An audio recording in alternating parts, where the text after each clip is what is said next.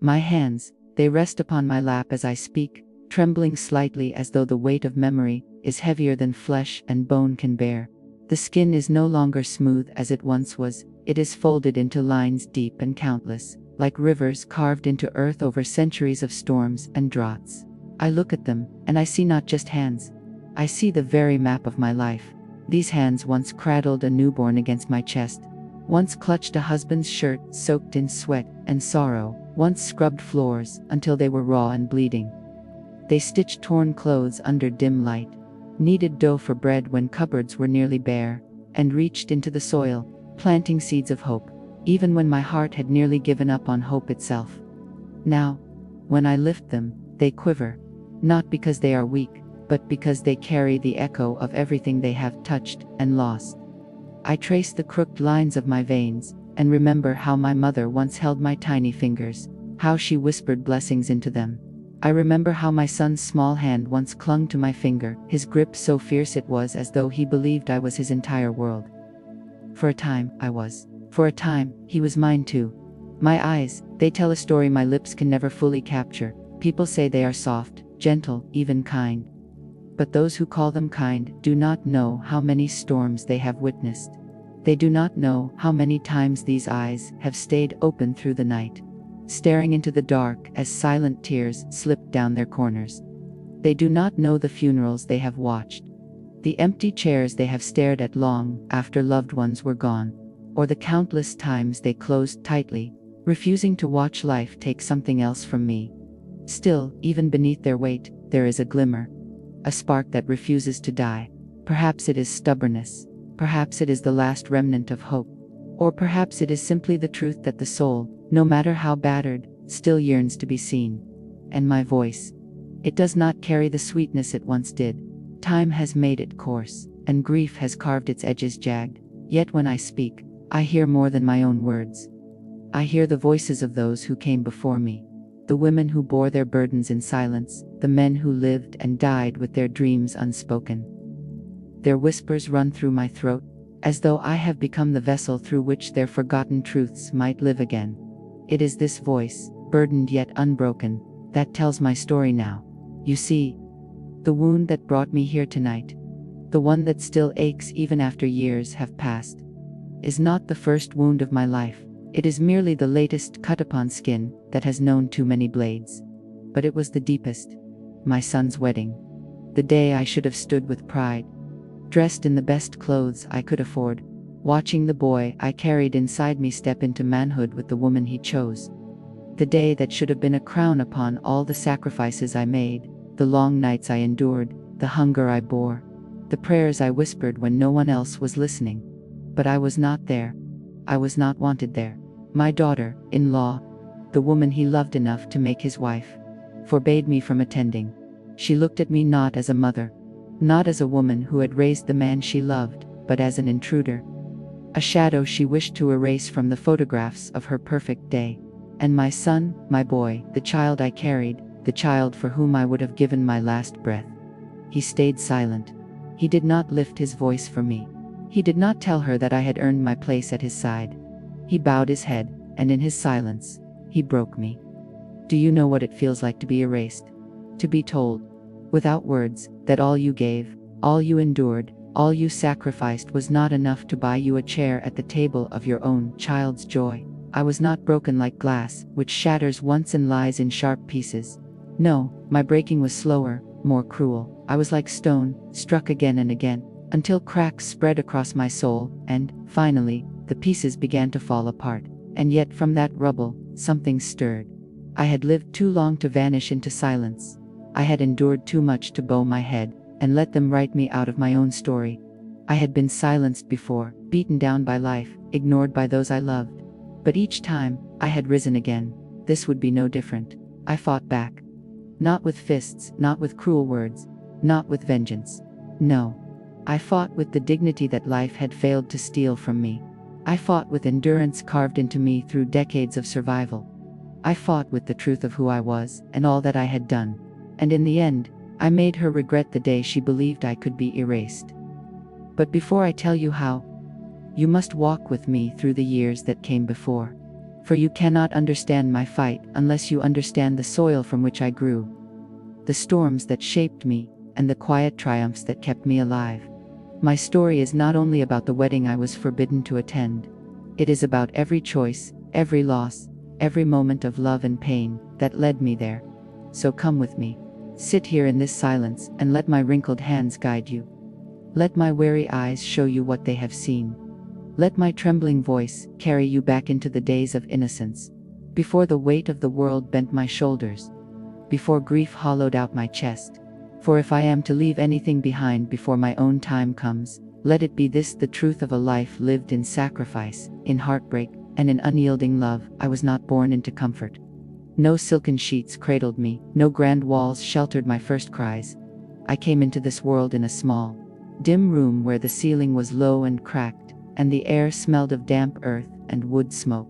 My cradle was little more than a worn basket lined with a blanket that had already seen too many winters. And yet, in those early years, I knew joy, not because the world was kind, but because I had not yet learned how cruel it could be.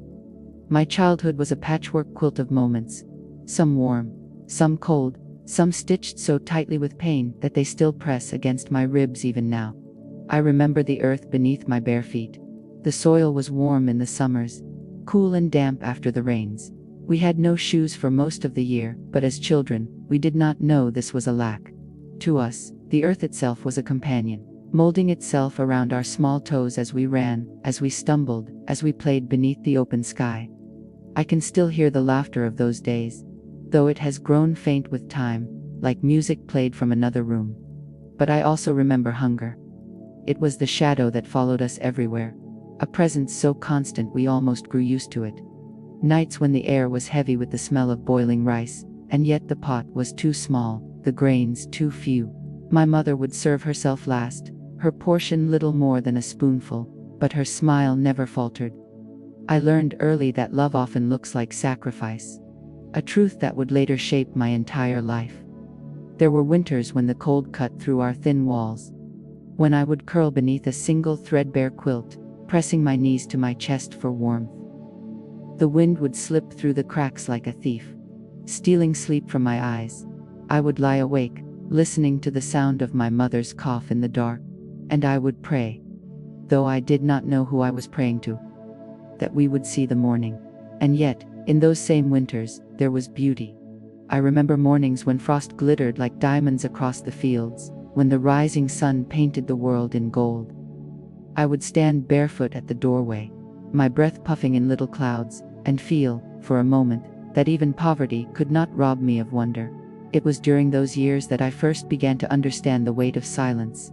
Silence was not empty, it was full of unspoken worries, of the things my parents never said aloud, but carried in their eyes, full of the ache of what was missing, full of the hope that tomorrow would be kinder.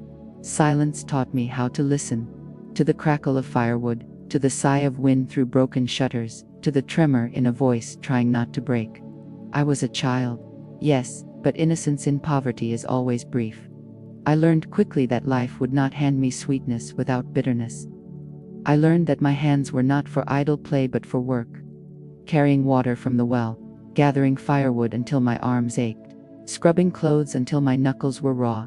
My small back bent early, my palms hardened sooner than they should have. And yet, with every task, I felt a strange pride. I was needed. Even as a child, I was part of the fragile machine that kept our lives from falling apart. But the world has a way of snatching even those fragile certainties. There was a day. I remember it as though it has been burned into my mind with fire.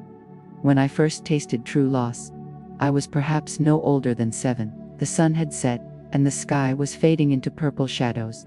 My father had not returned from the fields. Hours passed, and still he did not come. I remember the way my mother's face tightened, her lips pressed into a thin line as she stirred the pot of thin soup, pretending not to worry.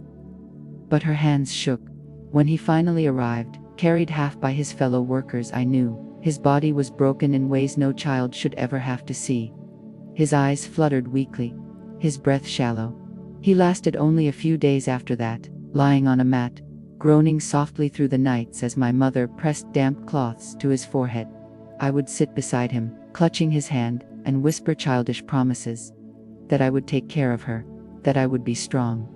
And then one morning, he was gone. His chest stilled, his eyes closed, and the silence that filled the room was different than any I had ever known before. It was heavy, final, unrelenting. That was the day I first learned what it meant to carry grief. I did not know then that grief would become a lifelong companion, that it would walk with me through every season, sometimes close behind, sometimes at my side, sometimes so heavy on my shoulders I could not breathe. But that first loss carved something into me. A hardness, a resilience, and also a wound that never fully closed. And yet, even in loss, life demanded we go on. Hunger did not lessen out of pity. Work did not pause because our hearts were broken. I grew older quickly in those days. My hands, once small, grew stronger. My back bent more often beneath burdens too heavy for me. And my heart learned to hold sorrow without crumbling. But childhood was not only sorrow. I remember sunlight too. Days when I would lie on my back in the fields, staring at the sky so wide it made me dizzy. Days when laughter would escape my chest, light and unburdened, when I would chase after butterflies or spin in circles until the world blurred. Even the poor are granted moments of joy, like wildflowers pushing through cracked stone. Those fleeting joys kept me alive. They were the seeds of hope planted deep within me, seeds that would one day help me endure far greater storms. And so, as I look back now, I see my childhood for what it was, not a tale of innocence lost, but of strength born too soon. The soil of my early years was rough, unforgiving, and yet it nurtured in me the roots of resilience that would carry me through the decades to come. It was in that soil, of hunger, of loss, of fleeting laughter, that the seeds of who I would become were planted. And though I could not know it then, those seeds would one day be tested in ways I could never have imagined. They say that first love never truly leaves you. It becomes etched into your heart like the first scar upon unbroken skin, tender, unforgettable, and always felt no matter how many years pass. By the time I was old enough to feel its stirrings, I had already carried burdens most girls my age did not. My hands were strong from labor, my back familiar with toil, my eyes older than the seasons I had lived. Yet, beneath the weight of all that sorrow, there was still a young heart inside me, a heart that longed to beat not only for survival, but for joy. I remember the first time I felt it. The air was thick with the smell of earth after rain, and the fields glistened under a pale sun that peeked shyly from behind the clouds. I was walking home with a bundle of firewood balanced against my hip, the wet sticks leaving streaks of mud upon my dress. And then, without warning, a laugh carried across the wind. It was a laugh rich and unburdened, the kind of sound that feels like sunlight breaking through the heaviest storm. I froze. My heart stumbled in my chest, as though it had tripped on its own beat. I did not know why. I only knew that something within me shifted. It was the first time I realized that life could offer something more than hunger and loss. That within its cruelty, there was also tenderness waiting to be discovered. Love, in those days, was not grand. It did not arrive with gifts or promises carved into stone. It arrived quietly, like a bird landing on a windowsill, delicate and fleeting. It was in the stolen glances across a crowded room, in the brush of hands that lingered a second longer than necessary, in the way laughter suddenly sounded different when it came from his lips. I was young, yes, but not so naive that I did not know what it meant. Love was a dangerous thing in a world where survival was already a struggle. It was both a comfort and a risk. For when you give your heart, you give it knowing it may one day be broken. And yet, I could not help myself. For the first time in my life, my heart was not weighed down by grief or burden. It was lifted, light as air, by the simple knowledge that I was seen. He saw me, not the laborer, not the poor girl with calloused hands and threadbare clothes, but me, the girl who still dreamed, who still hoped, who still found beauty in wildflowers by the roadside and songs hummed under her breath while working. In his eyes, I was not invisible.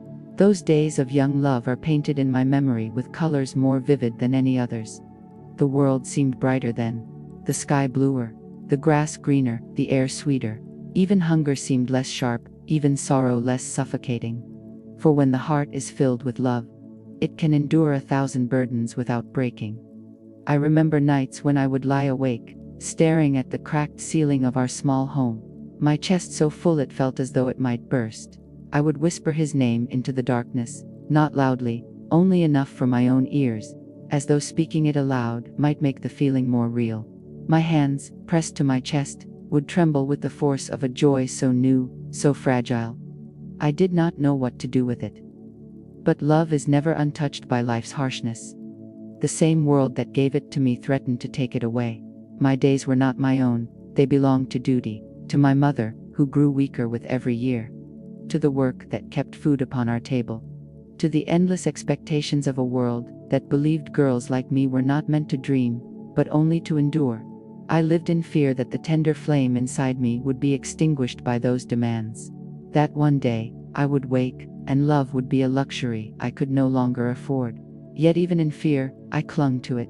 For love was the first thing in my life that made me feel not like a survivor, but like a woman alive. I can still recall the way the air seemed to thrum when our eyes met. The way silence between us was never empty, but full of words unsaid, of promises we dared not voice, of a future we could only imagine in whispers. In those moments, the world felt less cruel. And for a girl who had grown up in shadows, even a single ray of light was worth clutching with all her strength. But love, I would learn, is not only joy. It is sacrifice. It is the intertwining of two hearts that must weather storms together, and sometimes, it is the wound that cuts the deepest. My young heart did not yet know how much it would endure. It only knew the sweetness of being chosen, of being seen, of being loved. And in that sweetness, I planted dreams. Dreams of a home filled with laughter instead of silence. Dreams of children who would never know the hunger I had known. Dreams of a life where love, not loss, was the root of every memory. Those dreams were fragile, yes, but they were mine. And for a girl who had so little, they were everything. It was in those days that I learned my greatest truth: even the most battered soul can bloom when given love. And though time would prove that love can wound as deeply as it heals, I will never forget those first moments. The days when my heart, once so heavy, learned how to soar. Love, I soon discovered, is not simply a song of joy. It is also a hymn of sacrifice. When I was young, I thought love would be enough. I thought its warmth would carry me through hunger, through weariness, through the endless demands of survival. But life, as it often does, taught me otherwise. Marriage came not with silks and celebrations, but with responsibility that pressed down upon my shoulders heavier than any veil. I became a wife with hands still calloused from labor, with a heart still aching from childhood loss, with dreams still fragile as glass. Love was there. Yes, a quiet ember glowing in the center of our life together, but around it raged the winds of reality. I remember the mornings most clearly. The sun would rise long before I was ready, its light creeping through cracks in the shutters, reminding me that rest was a luxury I could not afford. My body, young but already weary, would ache as I pushed myself from the thin mattress. My feet touched the cold floor, and I would breathe deeply, summoning the strength for another day. The days were endless cycles of work. I would fetch water from the well, my arms straining under the weight of the bucket. I would knead dough with hands that trembled from exhaustion, cook meals stretched so thin that they barely deserved the name. I would wash clothes until my knuckles bled, sweep floors that seemed forever layered in dust, and tend to every small demand of a household that never paused in its hunger. And yet, through all of it, I gave. I gave of myself without question, without hesitation, because that is what love demanded. Because I believed, with all the innocence of my youth, that sacrifice was the proof of love. But love is not always a fair exchange. Sometimes, it takes more than it gives. There were nights when I lay awake, my body aching, my eyes burning with unshed tears, and I would wonder, was this what love was meant to be? Was it meant to leave me so empty, so worn, so forgotten within the very life I had chosen? Still, I endured. I told myself that my pain was worth it, that every sacrifice I made was building something greater. A home, a family, a future brighter than the one I had known as a child. And there were moments when my sacrifices seemed to bloom into joy. The laughter of a child, the warmth of shared meals, the quiet evenings when love, though burdened, still glowed between us. In those moments, I felt the weight of my toil lift. If only for a little while. I clung to them, Those small fragments of happiness, the way a drowning soul clings to driftwood. But happiness was never free. It came at a cost. And the cost was always me. I gave until my hands grew old before their time. I gave until the mirror no longer reflected the girl I had once been. I gave until my voice grew quieter, my laughter rarer, my dreams dimmer. Each day, I placed another piece of myself upon the altar of sacrifice, believing that love required it, that motherhood demanded it, that survival left no other choice. Looking back now, I wonder if I gave too much. If perhaps, in pouring myself so completely into others, I emptied myself beyond repair. But in those days, I did not question. I was young, but my heart was already seasoned with hardship. I believed that sacrifice was not only my duty, it was my destiny. And so, I carried the weight of it all. The weight of hunger that was not mine alone, but ours. The weight of dreams deferred, of laughter swallowed, of tears hidden behind closed doors. The weight of keeping a family whole even when my own spirit felt like it was breaking. I carried it because I had to. Because love, in its purest form, is not only sweetness, it is survival. And survival, in my world, always demanded sacrifice. What I did not know then was how deeply those sacrifices would carve into me. How they would shape the woman I became. Not with soft curves of joy, but with sharp edges of endurance.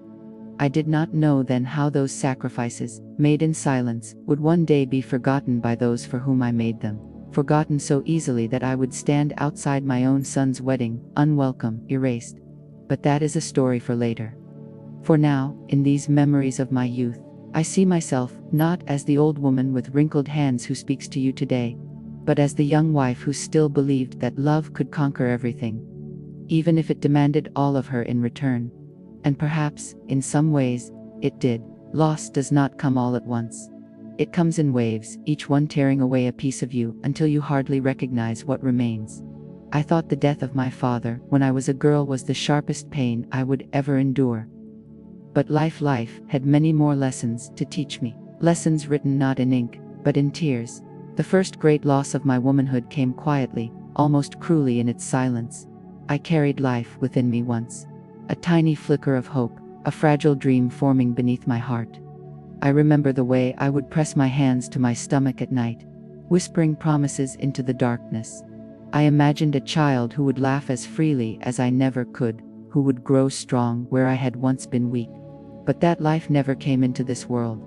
It slipped away before I could hold it, before I could even give it a name.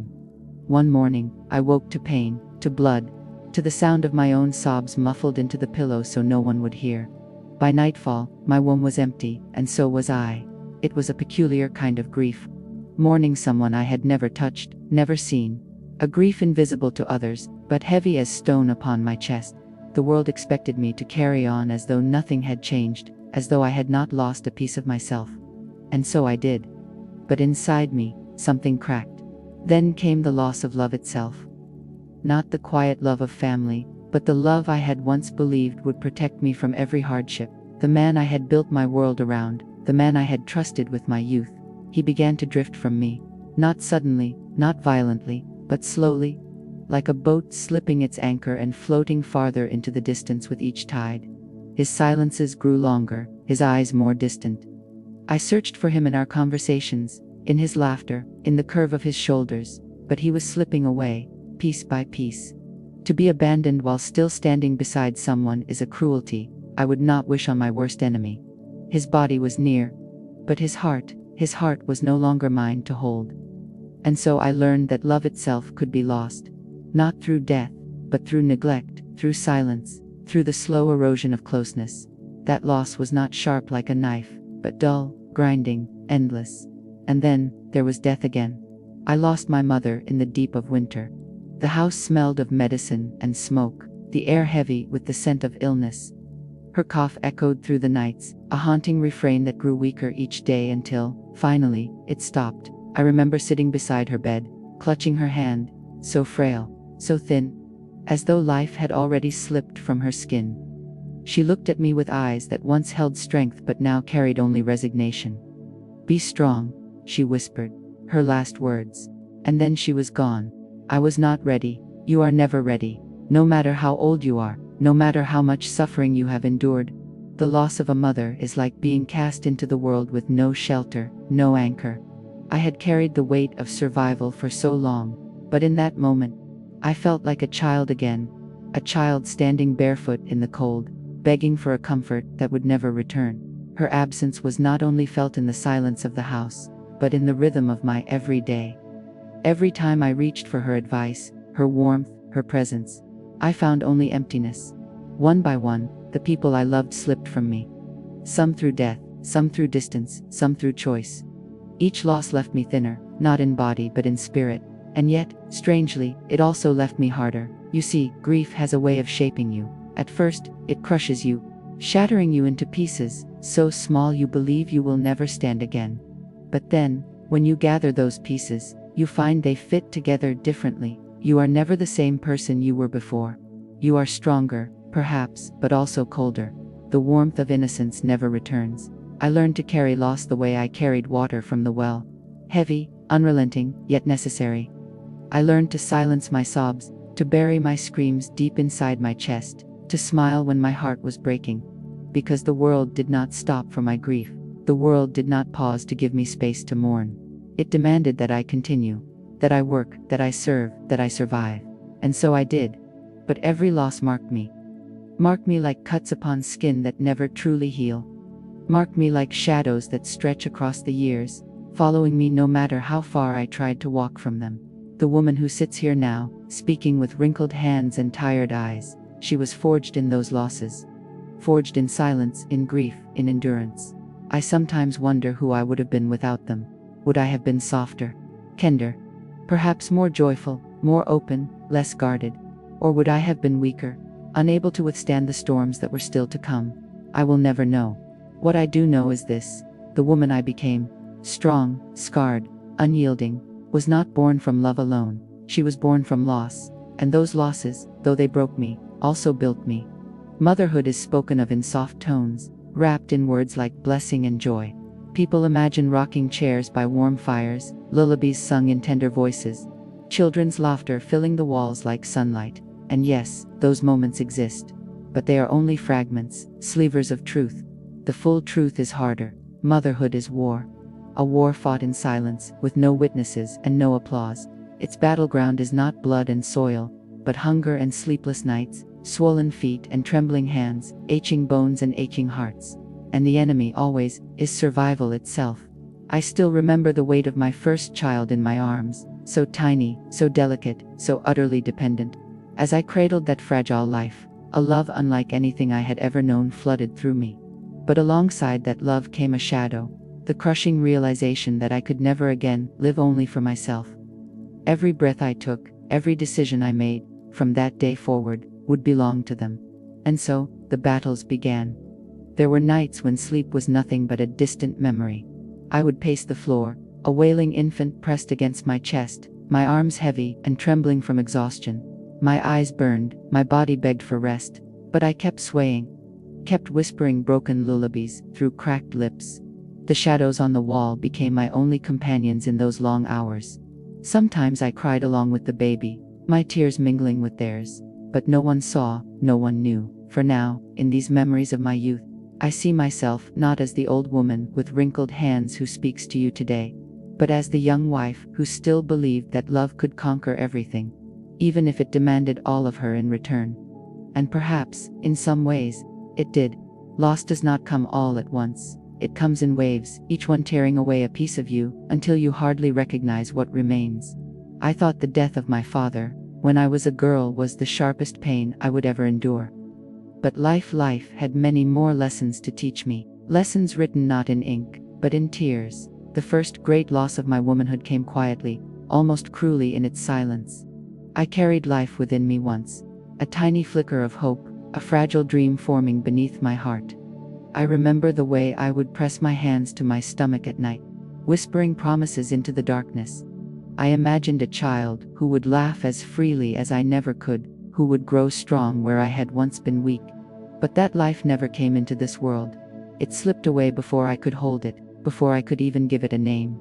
One morning, I woke to pain, to blood, to the sound of my own sobs muffled into the pillow so no one would hear. By nightfall, my womb was empty, and so was I. It was a peculiar kind of grief, mourning someone I had never touched, never seen. A grief invisible to others, but heavy as stone upon my chest. The world expected me to carry on as though nothing had changed, as though I had not lost a piece of myself. And so I did. But inside me, something cracked. Then came the loss of love itself. Not the quiet love of family, but the love I had once believed would protect me from every hardship. The man I had built my world around, the man I had trusted with my youth. He began to drift from me. Not suddenly, not violently, but slowly, like a boat slipping its anchor and floating farther into the distance with each tide. His silences grew longer, his eyes more distant. I searched for him in our conversations, in his laughter, in the curve of his shoulders, but he was slipping away, piece by piece. To be abandoned while still standing beside someone is a cruelty I would not wish on my worst enemy. His body was near, but his heart was no longer mine to hold. And so I learned that love itself could be lost, not through death, but through neglect, through silence, through the slow erosion of closeness. That loss was not sharp like a knife, but dull, grinding, endless. And then there was death again. I lost my mother in the deep of winter. The house smelled of medicine and smoke, the air heavy with the scent of illness. Her cough echoed through the nights, a haunting refrain that grew weaker each day until, finally, it stopped. I remember sitting beside her bed, clutching her hand, so frail, so thin, as though life had already slipped from her skin. She looked at me with eyes that once held strength but now carried only resignation. "Be strong," she whispered, her last words, and then she was gone. I was not ready. You are never ready. No matter how old you are, no matter how much suffering you have endured. The loss of a mother is like being cast into the world, with no shelter, no anchor. I had carried the weight of survival for so long, but in that moment, I felt like a child again. A child standing barefoot in the cold, begging for a comfort that would never return. Her absence was not only felt in the silence of the house, but in the rhythm of my everyday. Every time I reached for her advice, her warmth, her presence, I found only emptiness. One by one, the people I loved slipped from me, some through death, some through distance, some through choice. Each loss left me thinner, not in body but in spirit, and yet, strangely, it also left me harder. You see, grief has a way of shaping you. At first, it crushes you, shattering you into pieces, so small you believe you will never stand again. But then, when you gather those pieces, you find they fit together differently. You are never the same person you were before. You are stronger, perhaps, but also colder. The warmth of innocence never returns. I learned to carry loss the way I carried water from the well. Heavy, unrelenting, yet necessary. I learned to silence my sobs, to bury my screams deep inside my chest, to smile when my heart was breaking. Because the world did not stop for my grief, the world did not pause to give me space to mourn. It demanded that I continue, that I work, that I serve, that I survive. And so I did. But every loss marked me like cuts upon skin that never truly heal. Marked me like shadows that stretch across the years, following me no matter how far I tried to walk from them. The woman who sits here now, speaking with wrinkled hands and tired eyes, she was forged in those losses, forged in silence, in grief, in endurance. I sometimes wonder who I would have been without them. Would I have been softer, kinder, perhaps more joyful, more open, less guarded? Or would I have been weaker, unable to withstand the storms that were still to come? I will never know. What I do know is this: the woman I became, strong, scarred, unyielding, was not born from love alone. She was born from loss. And those losses, though they broke me, also built me. Motherhood is spoken of in soft tones, wrapped in words like blessing and joy. People imagine rocking chairs by warm fires, lullabies sung in tender voices, children's laughter filling the walls like sunlight. And yes, those moments exist. But they are only fragments, slivers of truth. The full truth is harder. Motherhood is war. A war fought in silence, with no witnesses and no applause. Its battleground is not blood and soil, but hunger and sleepless nights, swollen feet and trembling hands, aching bones and aching hearts. And the enemy, always, is survival itself. I still remember the weight of my first child in my arms, so tiny, so delicate, so utterly dependent. As I cradled that fragile life, a love unlike anything I had ever known flooded through me. But alongside that love came a shadow. the crushing realization that I could never again live only for myself. Every breath I took, every decision I made, from that day forward, would belong to them. And so, the battles began. There were nights when sleep was nothing but a distant memory. I would pace the floor, a wailing infant pressed against my chest. My arms heavy and trembling from exhaustion, my eyes burned, my body begged for rest, but I kept swaying, kept whispering broken lullabies through cracked lips. The shadows on the wall became my only companions in those long hours. Sometimes I cried along with the baby, my tears mingling with theirs. But no one saw, no one knew. There were mornings when hunger sat with me at the table. The pot was never full enough, the bread never thick enough, the milk always too thin. I would portion out meals with careful hands, making sure the bowls of the little ones were filled first. Eat, I urged them, smiling as though I were full already. And when their eyes looked away, I would slide what little remained onto their plates. I learned to drink water slowly, to trick my body into believing it had been fed. My stomach twisted and growled in betrayal, but I bore it silently. And there were winters. Oh, the winters I will never forget. The cold was merciless, seeping through the cracks in the walls, gnawing at us with icy teeth. I would wrap my children in every blanket we owned, pressing them close together to share their warmth. My own body, thin and shaking, I left uncovered, because warmth for me mattered less. My hands cracked open from the frost, bleeding as I worked. At night, I sat awake, teeth chattering, watching the rise and fall of my children's chests, terrified the cold might steal them from me, as it had stolen so many before. These were the silent battles of motherhood. Battles no one saw, no one praised, no one remembered. But there were other battles too, softer but no less heavy. The battle of hiding my grief, so my children would never carry it.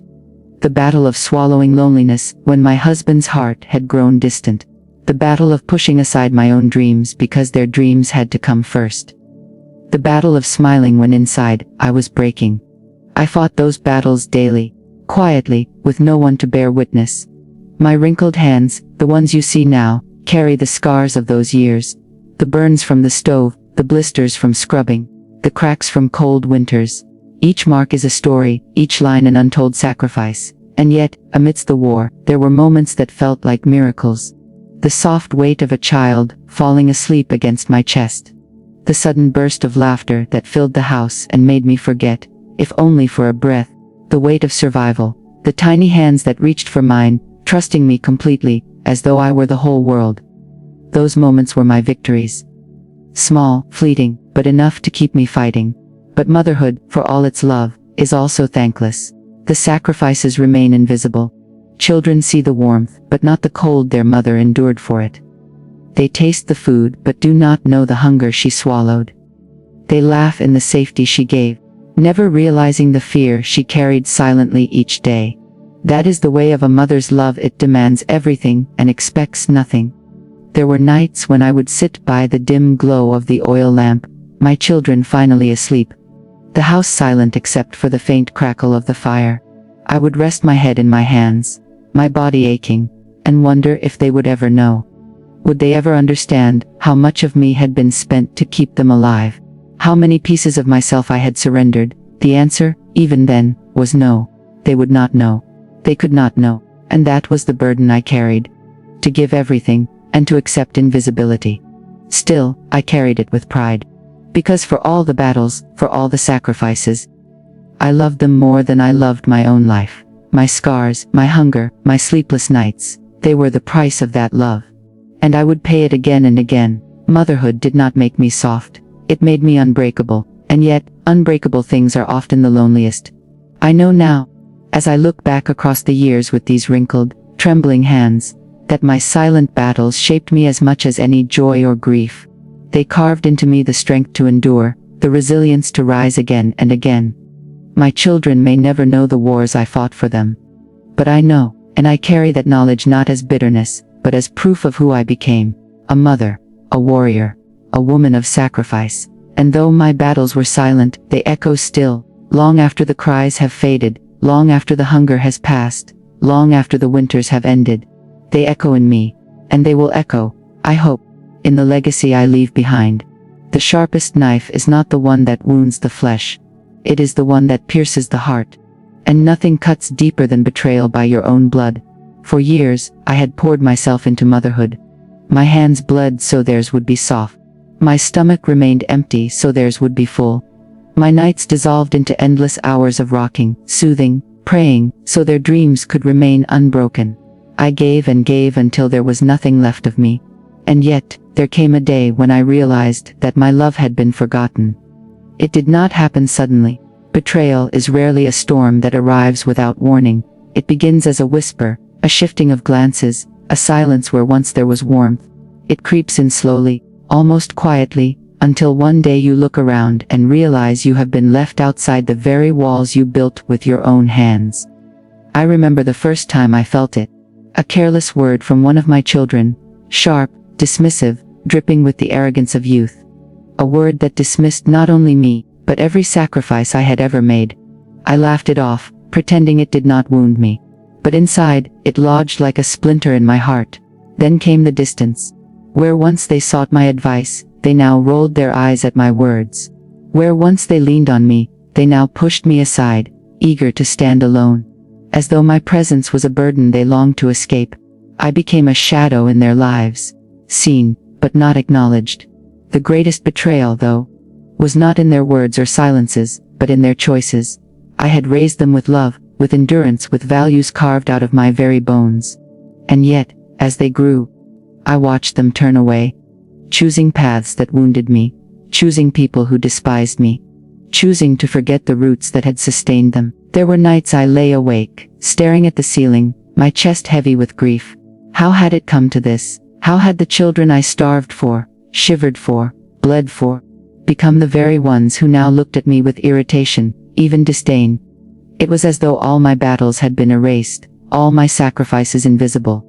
And then, came the day that broke me. The day I was told I was not welcome at my own son's wedding. The words struck me like a thunderclap. My heart stuttered. My breath caught, and for a moment, I thought the earth itself had split beneath me. I had dreamed of that day. Dreamed of standing there, my hands trembling with pride, my eyes brimming with tears as I watched the fruit of my sacrifices step into his new life. But instead, I was cast aside, uninvited, erased. The excuse was simple: my daughter-in-law did not want me there. She found me difficult, old-fashioned, unnecessary. And my son, the boy whose fevers I had cooled with wet cloths, whose hunger I had silenced with bread I tore from my own mouth, whose nightmares I had chased away with whispered prayers. He bowed to her wishes. In that moment, I felt something inside me break, not in anger, not in rage, but in sorrow so profound it hollowed me out. It was as though every silent battle of my motherhood had been for nothing. Every scar, every sleepless night, every hunger pang. Forgotten in the face of convenience. Erased by the whims of another. I sat alone that day, the sounds of celebration faint in the distance, and I wondered, is this what mothers are destined for? To give everything, only to be cast aside when no longer needed. The betrayal burned, but beneath the pain, another feeling grew: resolve. If my sacrifices could be forgotten, then I would remind them. If my love could be erased, then I would carve it back into memory. I would not remain silent any longer. For too long, I had fought battles alone. For too long, I had swallowed grief and buried tears.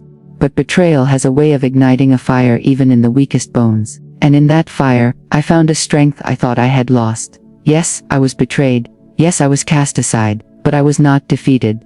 I rose from that sorrow with a new vow. They may forget, they may betray, they may banish me from their celebrations, but they will never erase me.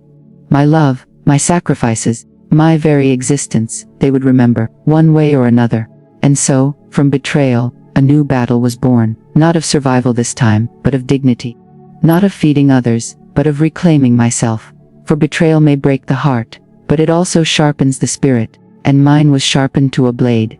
Betrayal leaves you hollow at first. It stuns you, silences you, makes you feel like the world has closed its doors on you. For a while, I sat in that silence, broken, staring into the shadows of my room, as laughter and music from my son's wedding echoed faintly in the distance. But silence has never been my destiny. I was not born to surrender. I was forged in hunger, in cold winters, in endless battles that demanded I rise when I wanted only to fall.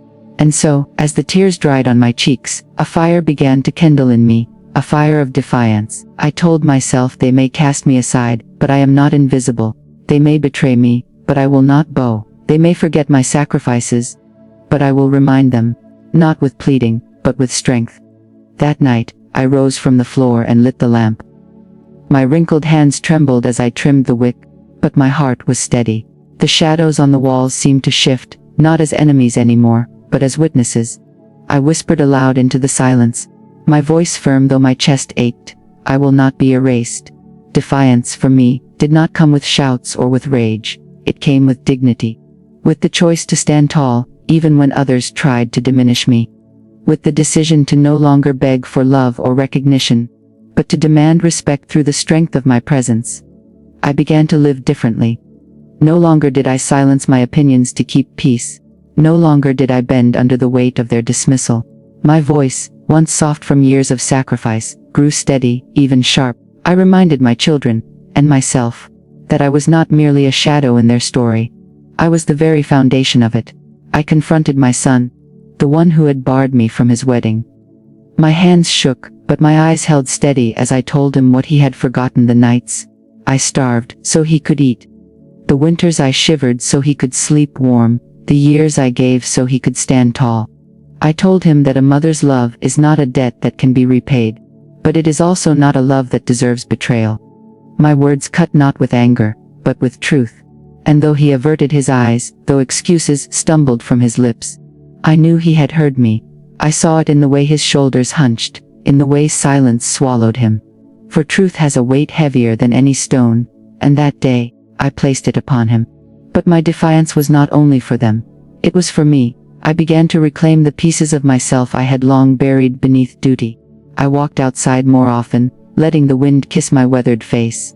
I tended to the small garden behind my home, pressing seeds into the soil with hands that had given so much, as though reminding myself I could still create life and beauty. I allowed myself small joys, a warm cup of tea, a moment of rest beneath the fading sun, the sound of my own voice singing softly into the air, without fear of being heard. For too long, I had lived only for others. My defiance was in living, finally, for myself as well. And yet, the fire of defiance was not cold, it did not turn me bitter, it did not make me cruel. No. My defiance was rooted in love, in the belief that I had given too much to be forgotten, that my sacrifices deserved not worship but respect, that my name, my presence, my worth would not be written out of my family's story. I carried myself differently. Where once my shoulders were bent under the weight of sacrifice, I straightened them. Where once my voice trembled, it now rang with quiet authority. My children saw it, my daughter-in-law saw it, the world around me felt it. I was not merely an old woman to be dismissed. I was a survivor, a warrior, a mother who had earned her place through fire and endurance. There were still nights when grief returned, when I lay awake wondering why love so often turns to betrayal. But those nights no longer broke me. I had been broken once, but no longer. Now, grief only fed the fire inside me, reminding me of who I was, of all I had endured, of all I had become. Yes, I was betrayed. But betrayal was not the end of my story. It was the spark that lit the fire of my defiance. And through that fire, I found myself again. The world often believes that women like me, old, bent by years, softened by love, silenced by pain, no longer know how to fight. They think our hands too fragile, our voices too weak, our spirits too weary. But they forget that we are the ones who carried wars inside our homes. We are the ones who survived hunger, abandonment, grief, and endless nights where despair was our only companion. They forget that fire does not die with age. It burns deeper, hotter, more controlled. When they barred me from my son's wedding, I wept as any mother would. But tears are water, and water can either drown you or cleanse you. I chose the latter. My tears washed away the last of my submission, and when they dried, I was left with something sharp, something fierce, the will to fight back. I began with my silence. Not the silence of defeat, but the silence of strategy. For years, I had swallowed my words, bent my back, accepted my erasure. No more. I let them feel the absence of my voice, the chill of my distance. They had expected me to crawl, to beg for scraps of belonging. Instead, I stood apart, and in that absence, I became heavier in their hearts. My son could not meet my eyes when he visited. My daughter-in-law, once smug in her triumph, began to falter under the weight of my quiet dignity. Guilt is a sharper weapon than any sword, and I let it cut them in places my anger never could. But silence alone was not enough. No, I needed to remind them who I was. I fought back with memory. I spoke of the past, not to beg, but to testify. I told stories to neighbors, to relatives, to anyone who would listen, stories of my sacrifices, my struggles, my unshakable love.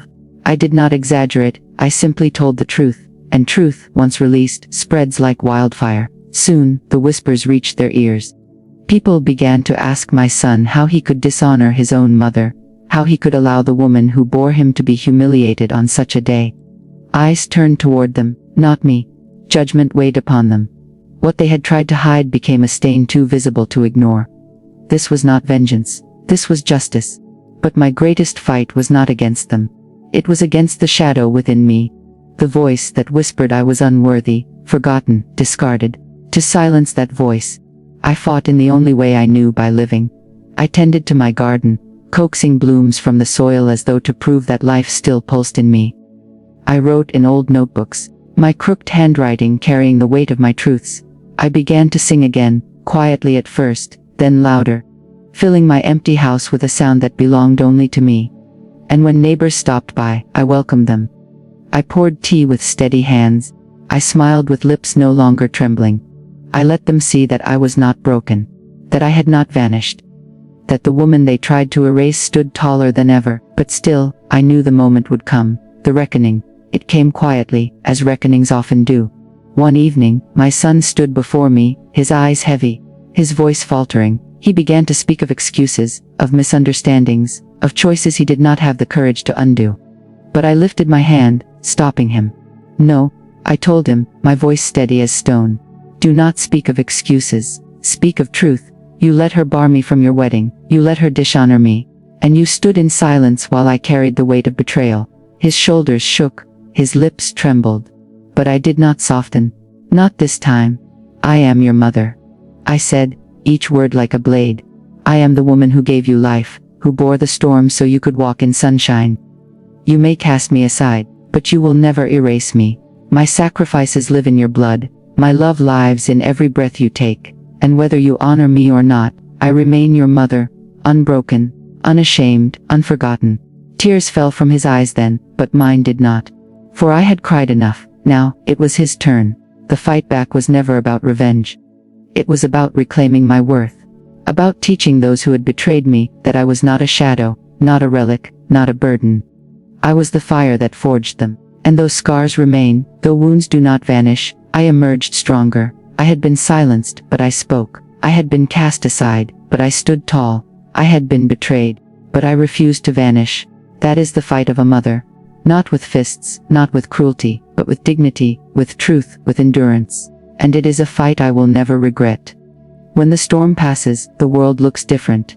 The air feels heavier, yet clearer. The ground still bears scars of the battle, but flowers push their way through the cracks. That is how the aftermath felt to me. Not victory, not defeat, but a strange, solemn stillness.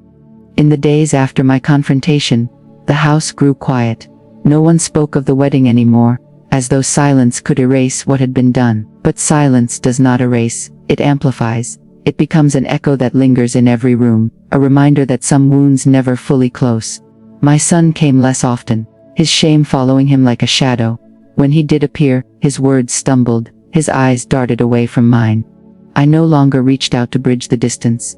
For years, I had carried all the weight of keeping us close. Now, I let him feel the space between us. I let him learn what it meant to lose my warmth, my forgiveness.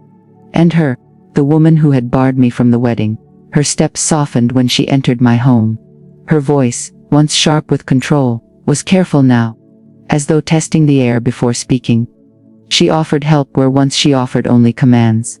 She avoided my eyes, and when she did meet them, I saw it, the flicker of unease, the sting of regret. I did not lash out, I did not gloat. Regret, I knew, was punishment enough. But the greatest change was not in them, it was in me.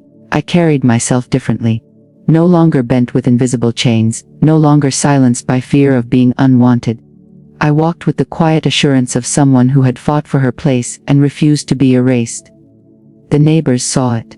The community whispered of it. They looked at me not with pity, but with respect. People stopped me in the street, clasping my hands, saying, "You are strong. You are brave. You are the kind of mother we all pray to be." And I would smile faintly, though inside I felt a mix of pride and sorrow. For strength is never born from ease, it is forged in fire, and fire always leaves ashes. Yet, even as dignity returned to me, grief still lingered.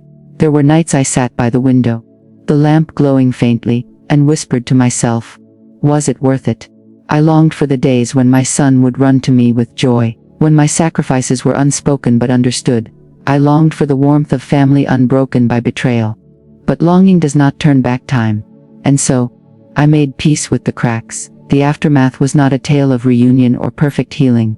It was the story of survival, of scars worn openly, of lessons carved deep into my bones. I had fought back, and I had been heard.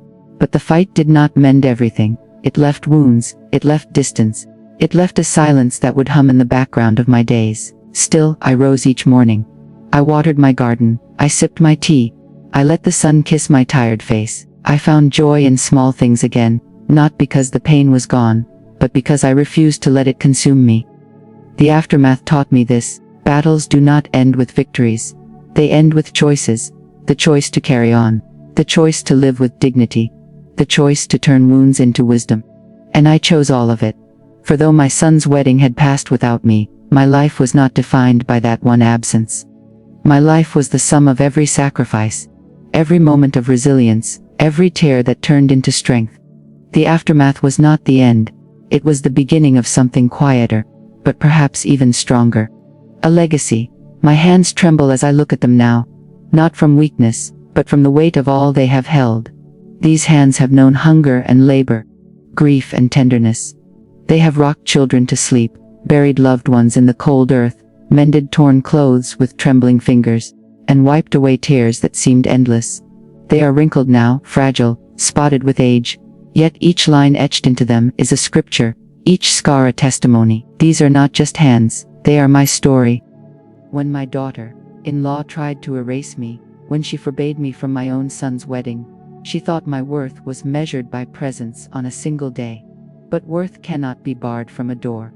Worth is written in decades, in sacrifices invisible to the eye, in the soft endurance of a mother's touch. My hands remind me of that. Even now, when I press them together in my lap, I feel the echo of every life they carried forward. And I know, they are my legacy. The world will forget my name one day, but it will not forget the seeds I planted with these hands. It will live in the strength of my son, even if he falters in remembering. It will live in the faces of children yet to come, who will never know my voice, but will carry in their bones the story of the woman who endured so they could exist. That is the quiet, invisible legacy of women like me. We are not written in history books. We are written in the flesh and breath of generations. Sometimes I trace the lines of my palms, as though reading a map.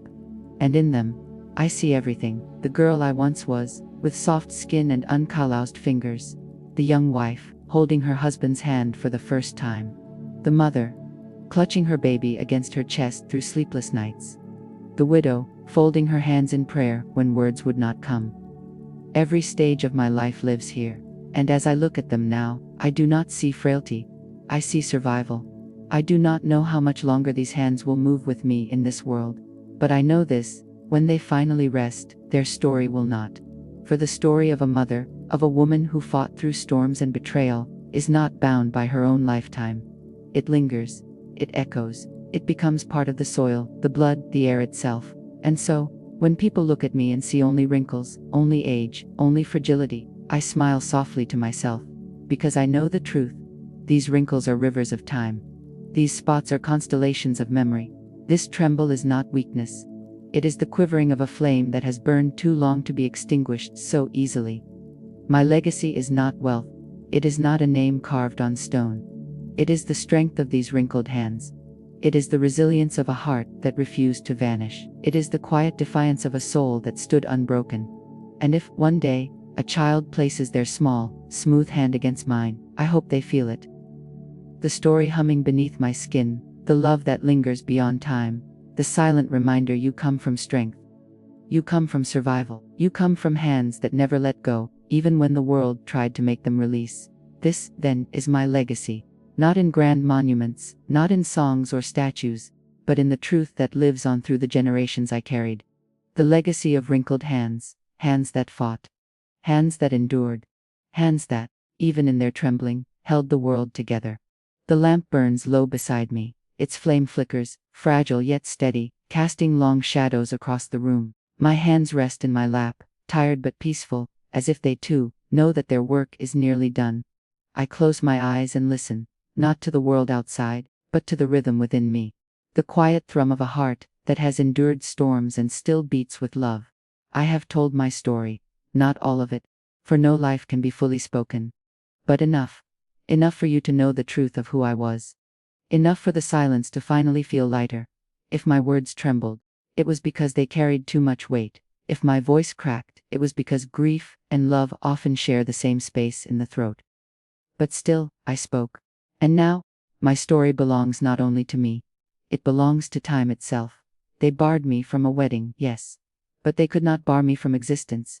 They tried to diminish me, but I rose taller. They tried to silence me, but my voice carries even now, reaching beyond these walls, beyond these years, beyond even my own breath. What is a life, if not the echo it leaves behind? We are not the moments of triumph alone, nor the wounds of betrayal. We are the sum of every tear and every smile, every sacrifice and every defiance, every breath we took when the world tried to suffocate us. That is the truth I leave behind. One day, these wrinkled hands will fold for the last time. My eyes will close, and the world will go on without me. But my voice will linger. In the hearts of those who remember. In the whispers of the wind that carries stories long after the storytellers are gone.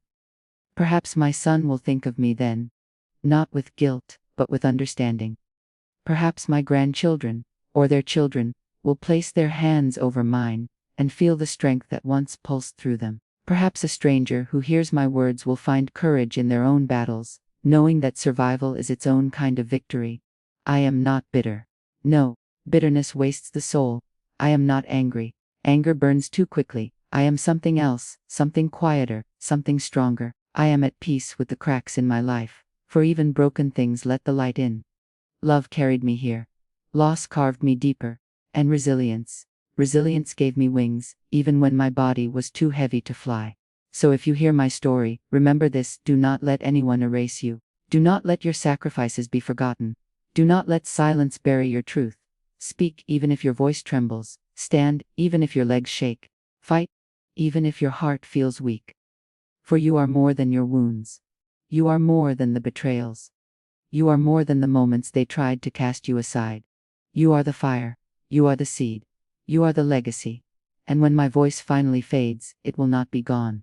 It will live on in the rustle of leaves, in the laughter of children, in the prayers whispered by tired lips. My voice is not bound to this frail body. It belongs to time now, carried forward like a song no silence can smother. So listen closely. For even when the storyteller is gone, the story continues. This is my voice beyond time.